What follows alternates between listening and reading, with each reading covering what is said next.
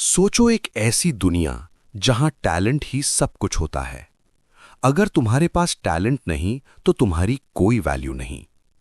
ये कहानी है डैम की। एक नॉर्मल इंसान जिसे सोसाइटी ने रिजेक्ट कर दिया लेकिन गॉड्स ने हायर कर लिया। एक लाइटनिंग स्ट्राइक, एक मिस्टीरियस सिस्टम और गॉड्स का पार्ट टाइम जॉब। तो क्या एक टैलेंटलेस इंसान गॉड्स के बनाए हुए डंजन्स को बदल सकता है? चलिए शुरू करते हैं आज की मांगा एक्सप्लेनेशन। मान लो कि शुरुआत होती है और काफी जोर की बारिश हो रही होती है। एक लड़का खड़ा होता है, तभी अचानक से उसके ऊपर लाइटनिंग स्ट्राइक गिर जाती है। वो लड़का नीचे गिर जाता है।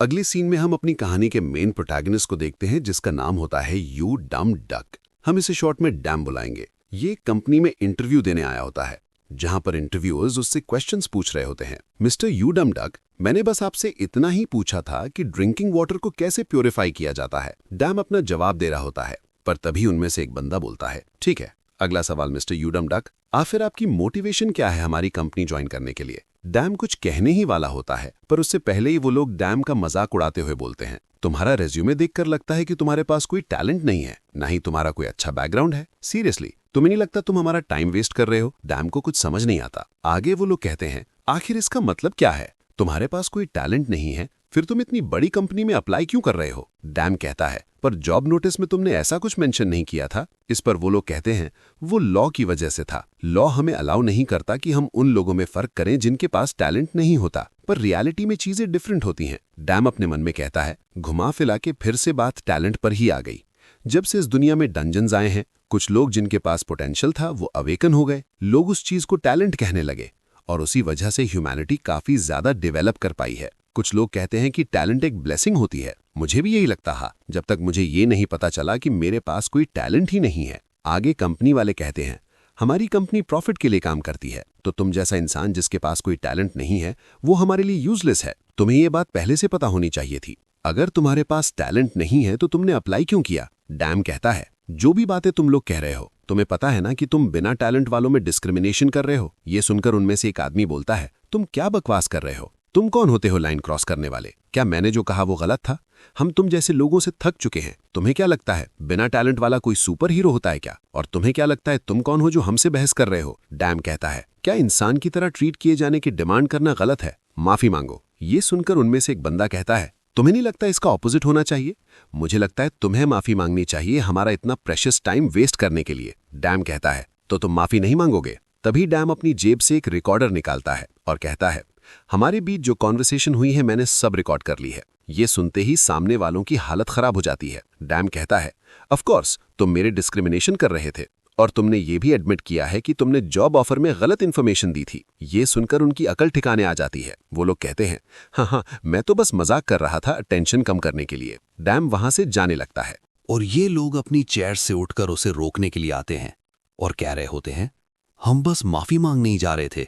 मैं माफी मांगूंगा, मैं तुमसे माफी मांगूंगा।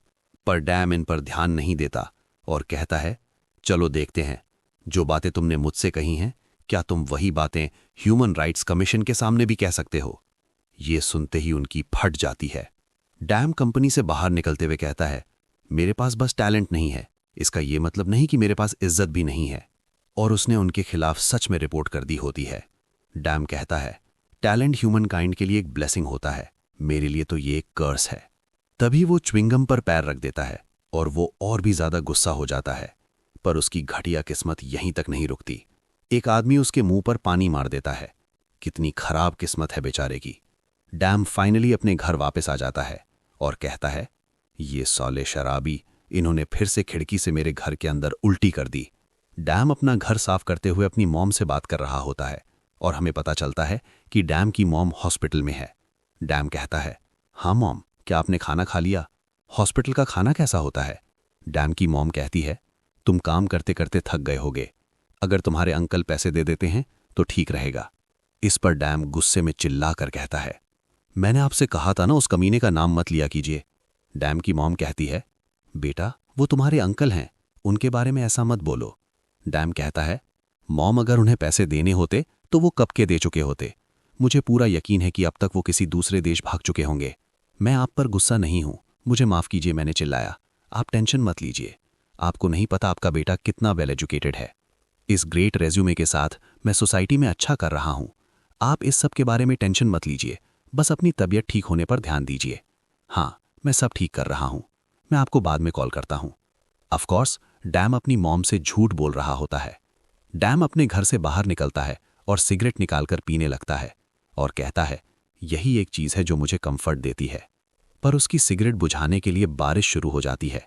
ये देखकर वो और गुस्सा हो जाता है और अपना लाइटर फेंक देता है और गॉड पर चिल्लाने लगता है और कहता है, आखिर आप मुझे सिगरेट तो पीने दे सकते थे। मैंने अपना बेस्ट ट्राई किया है, हमेशा आप मुझे ही डिस्टर्ब क्यों करते रहते हो? आखिर आपको मुझसे चाहिए क्या? सच बोलूं तो इससे कोई फर्क नहीं पड़ता कि गॉड एग्जिस्ट करता भी है या नहीं। मुझे ऐसी जिंदगी नहीं जीनी, इसमें मेरी कोई गलती नहीं है। किसी को तो रिस्पॉन्सिबिलिटी लेनी पड़ेगी। पर अगर सच बोलूं तो मैं गॉड पर गुस्सा हूं। क्या इन्हीं सब चीजों की वजह से? तभी हम देखते हैं कि लाइटनिंग गिरने वाली होती है। डैम अपनी फिंगर उठाकर कहता है, अब क्या होने वाला है? तभी लाइटनिंग स्ट्राइक सीधा डैम पर गिर जाती है। डैम कहता है, क्या मैं मरने वाला हूं? मैंने ये एक्सपेक्ट नहीं किया था।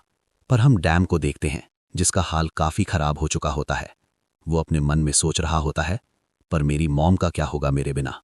तभी उसकी आंखें फिर से खुल जाती हैं और वो कहता है, क्या मैं जिंदा हूं? और उसके सामने एक स्क्रीन पॉपअप होती है जिसमें लिखा होता है हायरिंग। डैम कहता है, आखिर ये क्या चीज है? और उस स्क्रीन पर लिखा होता है, गॉड्स तुम्हारा इंतजार कर रहे हैं। कुछ देर बाद का सीन दिखाया जाता है जहां डैम अपने घर में बैठा होता है और कह रहा होता है, क्या गॉड्स सच में एग्जिस्ट करते हैं? गॉड्स को इतना बुरा भला कहने के बाद मैं जो उनकी एग्जिस्टेंस को एक्सेप्ट भी नहीं करता था, उस पर लाइटनिंग स्ट्राइक गिर गई। क्या यही वो चीज है जिसे लोग हेवेंस जजमेंट कहते हैं?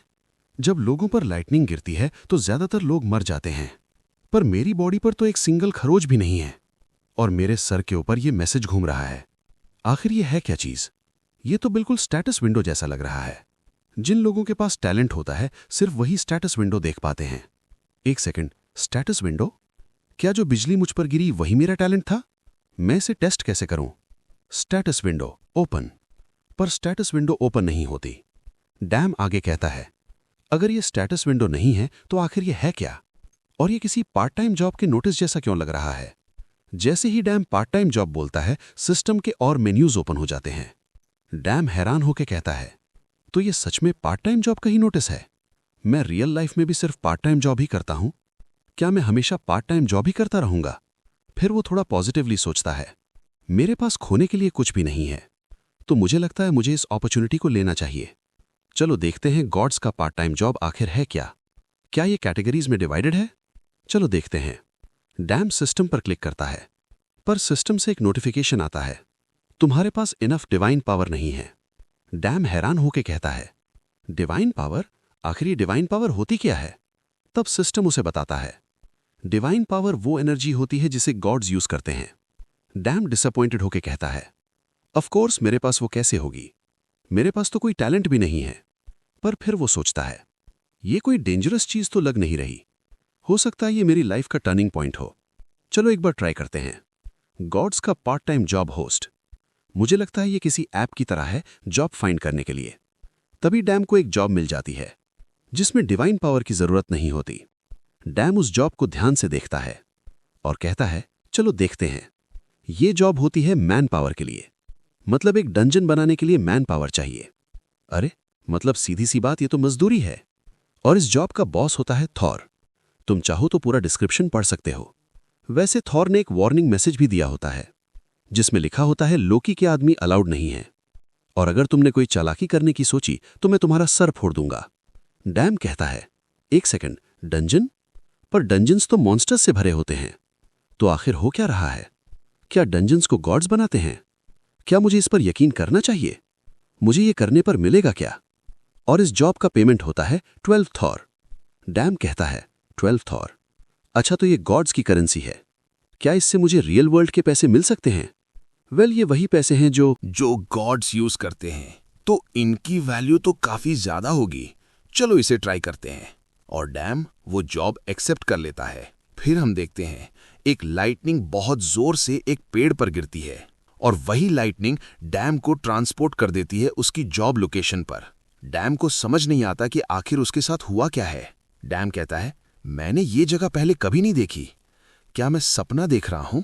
तभी हम देखते हैं उसके पीछे एक मॉन्स्टर खड़ा होता है। डैम उसे नोटिस तो करता है, पर तब तक वो मॉन्स्टर उस पर अटैक कर देता है। पर तभी कोई उस मॉन्स्टर को पकड़ लेता है और कहता है, ओए कमीने, अच्छा बच्चा बन। तब उस आदमी की नजर डैम पर पड़ती है और वो कहता है, तो तुम नए वर्कर हो। अगले ही सेकंड उस बंदे का टोन बदल जाता है और वो कहता है, तुमसे मिलकर अच्छा लगा, मैं ओडिन का बेटा हूं, the God of thunder, Thor.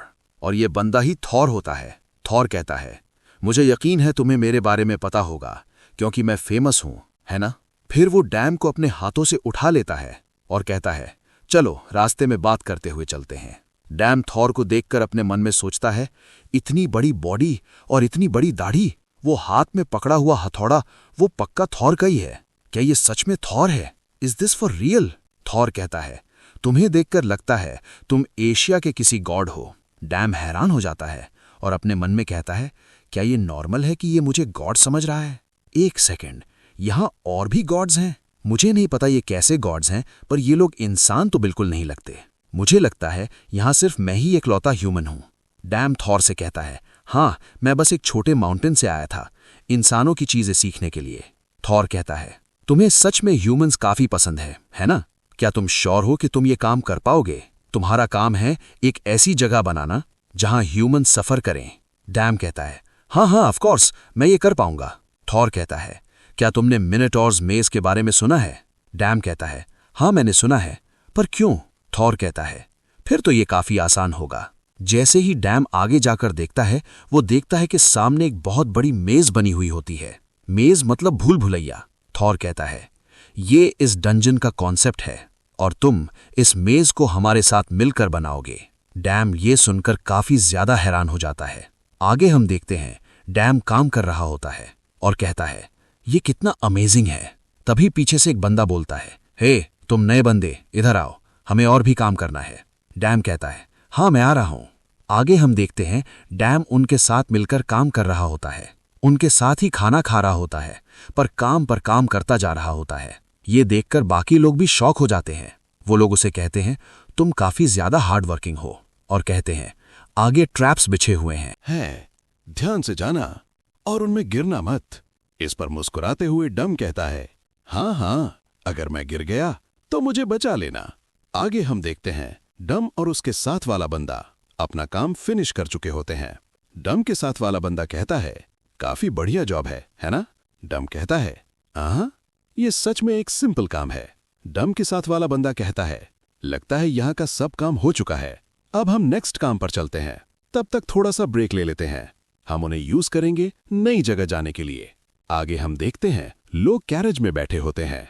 डम के साथ वाला बंदा कहता है, क्या सारे एशियन गॉड्स तुम जैसे होते हैं?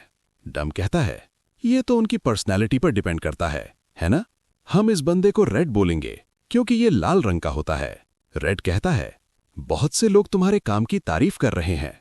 डम कहता है, आहा, मुझे थोड़ी शर्म आ रही है, और अपने मन में सोचता है, देखा, ये मैं हूं, मेरे पास 200% सोशल स्किल्स हैं। क्या टैलेंट कोई चीज भी होती है? गॉड्स के साथ सोशलाइज करना मेरे लिए फायदेमंद हो सकता है। रेड कहता है, चल अब हमें नीचे खुद से जाना पड़ेगा, हमारे इतने बढ़िया ट्रैप्स बेकार चले जाएंगे अगर कोई बेकार आदमी वहां चला गया तो। डम अपने मन में सोचता है, ट्रैप्स? आगे हम देखते हैं डम किसी जगह पर पैर रखने जा रहा होता है, पर रेड उसे तुरंत रोकता है और कहता है, ध्यान से चलो, उसे देखो, ये ट्रैप का साइन है, तुम्हें इन सब पर नजर रखनी होगी। देखो, ये यहां पर है और वहां पर भी और यहां पर भी। क्या तुम्हारा फर्स्ट टाइम है जब तुम इन्हें देख रहे हो? तो फिर ये तुम्हारे लिए एक एक्सपीरियंस हुआ। जैसे कि तुम जानते हो, जो अपर क्लास सीनियर गॉड्स होते हैं वो ह्यूमंस को टेस्ट देते हैं, पर हम जैसे लो क्लास गॉड्स के लिए ऐसी कोई जगह नहीं होती, इसीलिए हमें ये काम करना पड़ता है। ये डंजन्स कॉन्स्टेंटली बनते रहते हैं, इसीलिए हमारे पास काम भी बहुत होता है। डम कहता है, क्या ये इनफाइनाइट है?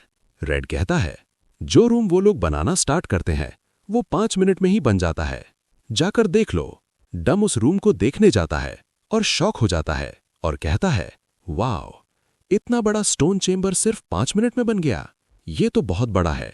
आखिर इन्होंने इसे बनाने के लिए किस चीज का यूज किया होगा? रेड कहता है, ये सामान यहां रख दो, ये सामान इस जगह को गॉड्स के टेस्ट के लायक बना देगा। रेड एक बॉक्स खोलता है। डम उसे देखकर कहता है, इसके अंदर तो एक राउंड शेप्ड पत्थर रखा हुआ है। रेड कहता है, देखने में ये एक सिंपल पत्थर लगता है, पर इसके अंदर से स्पाइडर जैसे मॉन्स्टर्स निकलते हैं। जब ये सारे स्पाइडर स्पॉन होंगे तो ये डंजन और भी ज्यादा खतरनाक हो जाएगा। डम हैरान हो जाता है और एक और चीज देखकर पूछता है, आखिर ये कौन सा मॉन्स्टर है? रेड कहता है, तुझे नहीं पता? ये एक लिजर्ड मैन है। डम अपने मन में सोचता है, आखिर लिजर्ड मैन का सिर्फ ये हिस्सा ट्रांसपेरेंट क्यों है? रेड डम को वॉर्न करता है और कहता है, अभी इसे मत छूना। डम कहता है, मुझे पता नहीं था। रेड कहता है, इसे वहीं छोड़ दो, हमें अगली। डैम की जर्नी यहीं खत्म नहीं होती। ये सिर्फ शुरुआत है गॉड्स के सिस्टम के अंदर, डंजन्स के बीच और एक इंसान के स्ट्रगल की। आगे और भी बड़े चैलेंजेस आने वाले हैं और सच कहूं तो ये कहानी और भी ज्यादा डेंजरस होने वाली है। अगर आपको ये महंगा एक्सप्लेनेशन पसंद आई हो तो लाइक जरूर कीजिए, सब्सक्राइब कीजिए चैनल को और कमेंट में बताइए क्या डैम सरवाइव कर पाएगा। मिलते हैं नेक्स्ट पार्ट में एक और शॉकिंग चैप्टर के साथ।